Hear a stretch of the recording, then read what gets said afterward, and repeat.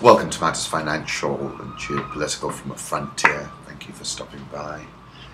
My home thoughts start in a funny place, Lana Del Rey. And it's an article in the New Yorker, Del Rey's California, which is the California of our collective unconsciousness, a dream song. Del Rey's California, which is the California of our collective unconsciousness, a dream song, is preoccupied with glamour and love and fame and anguish and loneliness and hunger. Even her taken name conjures a golden terrain, Lana, was inspired by Lana Turner, a titan of red lip, old Hollywood glamour. Del Rey, which translates from Spanish as of the king, is a neighborhood on the west side of Los Angeles. California is, of course, where a person goes to change. The state is a haven in which to unfurl whatever latent identity has been lurking in your bones. That's a thought. Those impulses are reflected in, perhaps dictated by, the geography, the San Andreas Fault, the 810-mile boundary between two tectonic plates requires the landscape to periodically rethink itself, reconfigure. Then there's the ocean slapping against the cliffs of the Big Sur, rolling gently towards Santa Monica, as if to say loudly, convincingly, last stop, now or never. In his essay, 15 Takes on California, the critic David L. Ullin writes of our sense of this place as a final landscape, the last territory on the continent where we face ourselves because there is nowhere to turn. And I have to admit that I am a fan of Lana Del Rey. My daughters are terribly embarrassed. They think it's entirely inappropriate.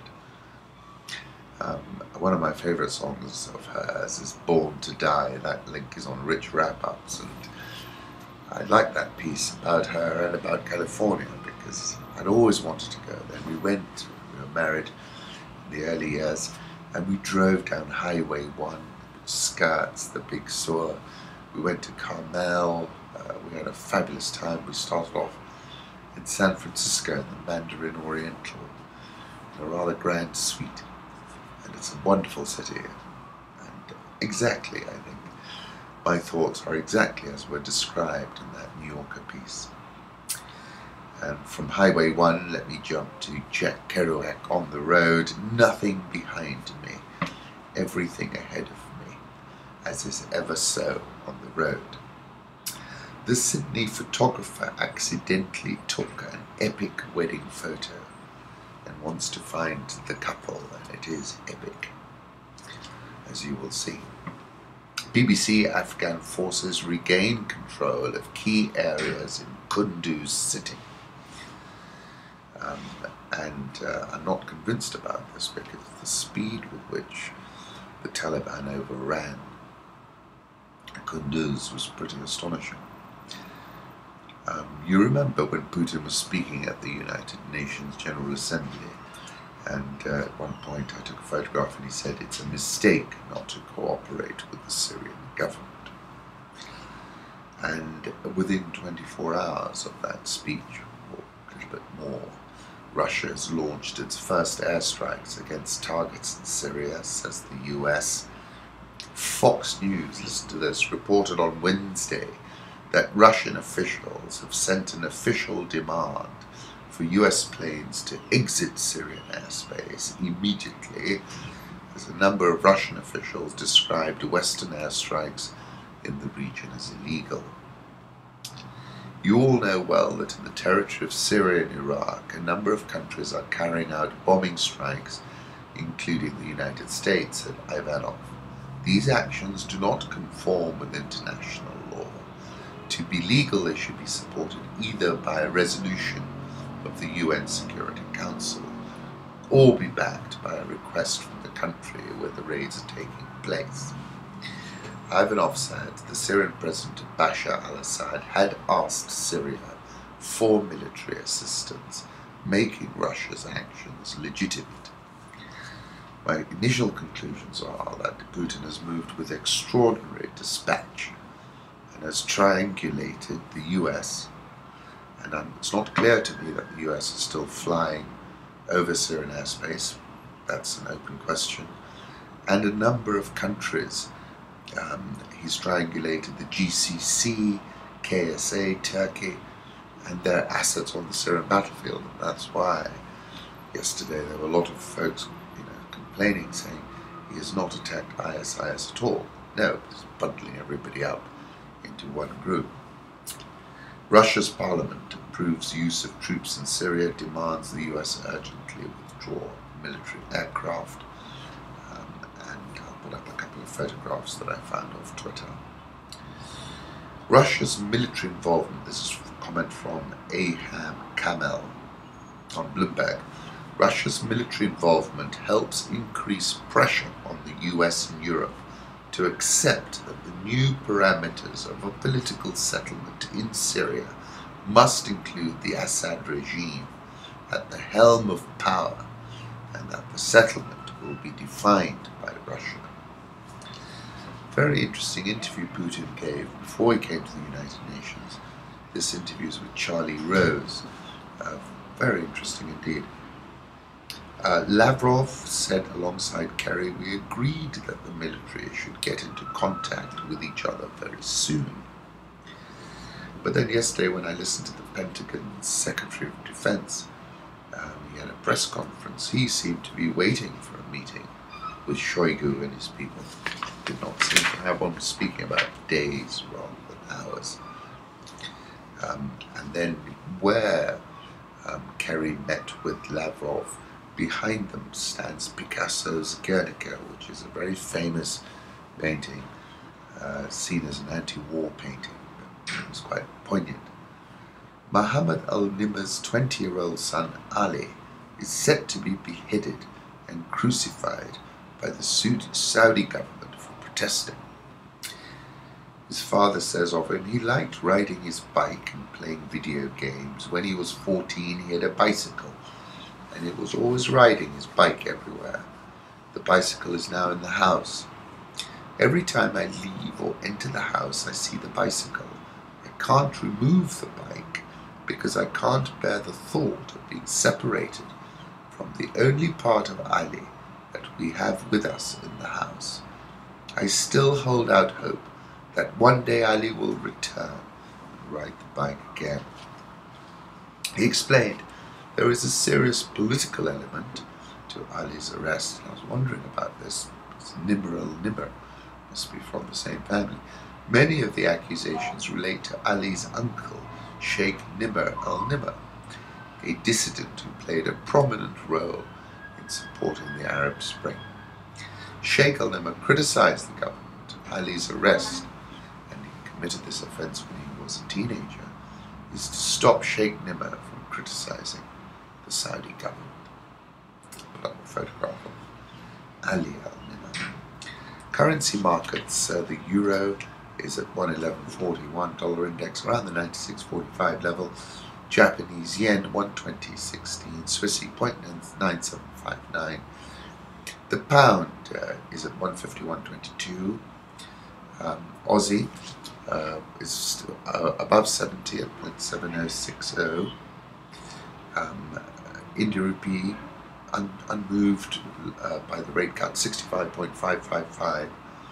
South Korean won, a little bit firmer, 1176.29. Rial below 4, 394.89. Egyptian pound 783. South African rand 1376. Put up a 3-month chart of the dollar index. I'm looking for over 100 by year end. Euro dollar, I'll put up a 3-month chart of that as well. That's meandering around at the moment. Moving on to the commodity markets, Glencore's share price, despite a 2-day rally yesterday and the day before, is still down 70% this year, but has largely tracked the copper market. Copper is down 18% on the London Metal Exchange this year to about $5,100 a metric ton. set for a fifth straight monthly decline. In 2011, the year of Glencore's initial public offering, prices were as high as $10,000, 190 a metric ton. Glencore's stock moved an average of 7.4% a day in September, more than the 6.5% daily average move for the FTSE Greek banks. Let me put up a one-year chart of copper. I think it's got to go a lot lower. Gold is poised for a fifth quarterly drop, the longest losing streak since 1997. Fell 1.2% to 1113.50, touched 1110.80, lowest since September the 16th. Prices lost about 5% this quarter. I suspect they'll lose another 5% in the following quarter. Let me put up a 6-month chart. I'm still looking for a triple-digit print, but I don't think I'm going to get it this year.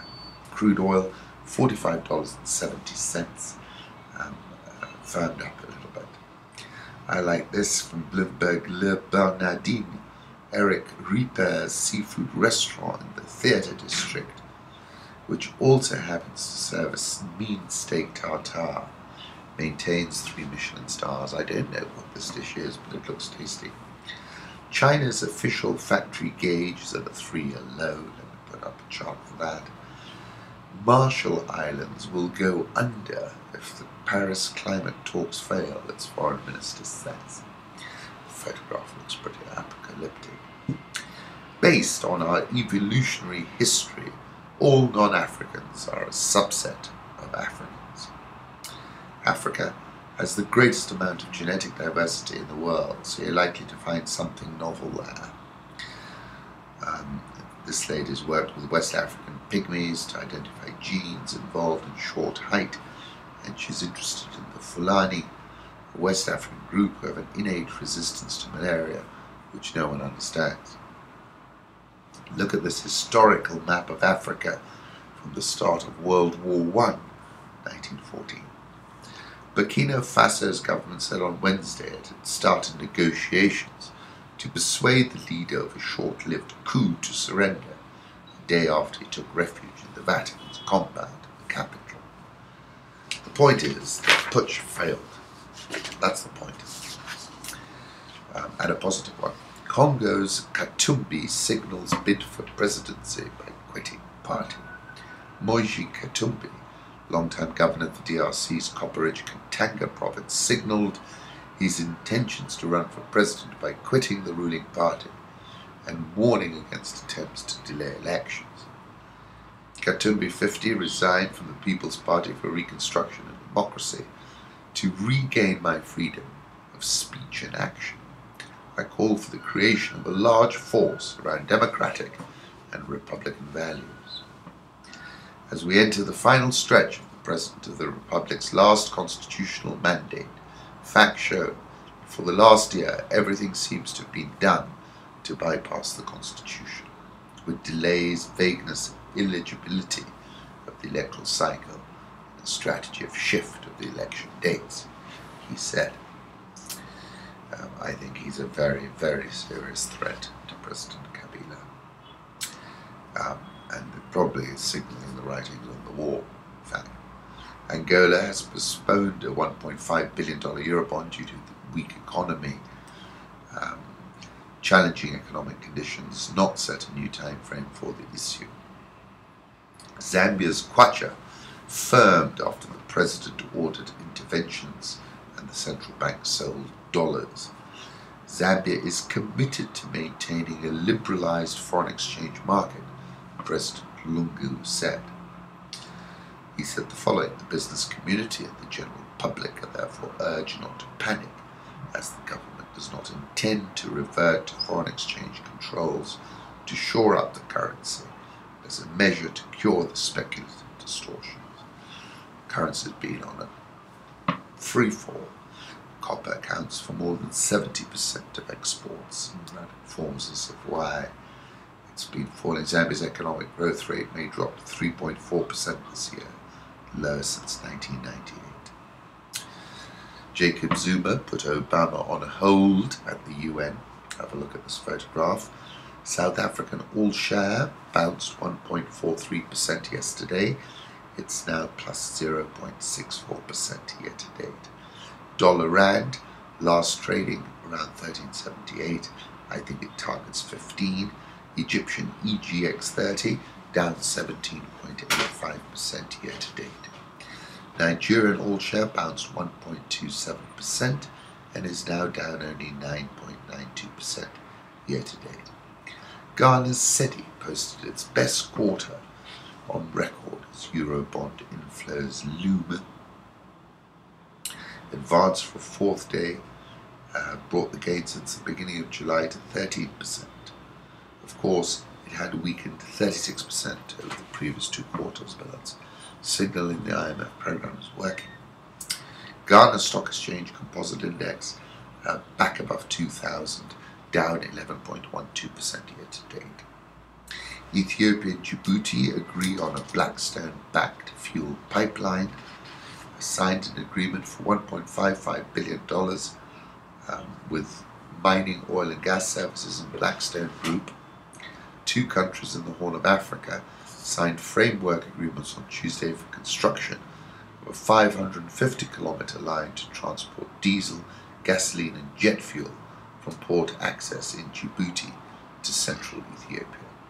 The pipeline will increase energy security, aid economic development and reduce harmful emissions. 50-50 joint venture. The project is known as the Horn of Africa Pipeline.